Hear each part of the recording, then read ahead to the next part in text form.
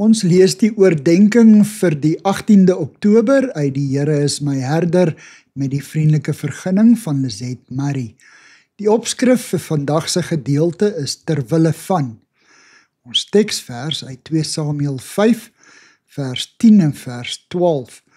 Daar staan geskrywe: Hy het al hoe sterker geword en die Here, die Almagtige, was by hom.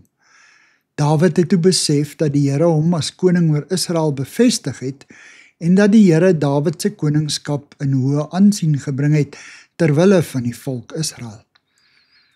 Ons lees dat Dawid al hoe invloedryker geword het na mate sy koningskap gevestig is. Die rede hiervoor was dat die Here, die Almagtige, by hom was.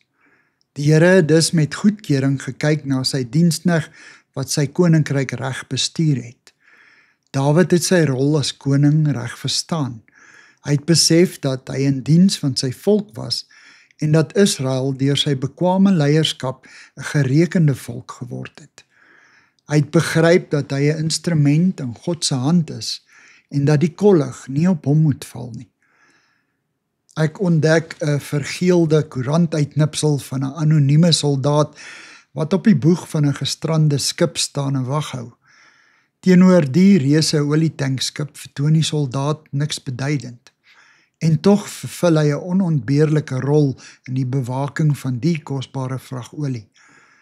Wanneer 'n mens besef dat alles nie om jouself draai en jy nie die hoofrol in jou lewe speel nie, maar God, dan kan jy jou taak beter uitvoer. Jy hoef nie meer tyd en energie daaraan te bestee om raak gesien of raak gehoor te word nie. God weet van jou. Meer nog, hy ken jou deur en deur. Jy is vir hom belangrik. Here, help my om die rol wat U vir my uitgestipel het, uit te voer, sonder dat my eie ek tussenin kom. Amen. Dankie vir die saamkuier. Ek deel Lizet se kontak en webblad besonderhede in die inligtingsparagraaf van hierdie voorlesing. Daar is ook skakels na voorlesings van Lizet se ander publikasies wat op hierdie platform beskikbaar is.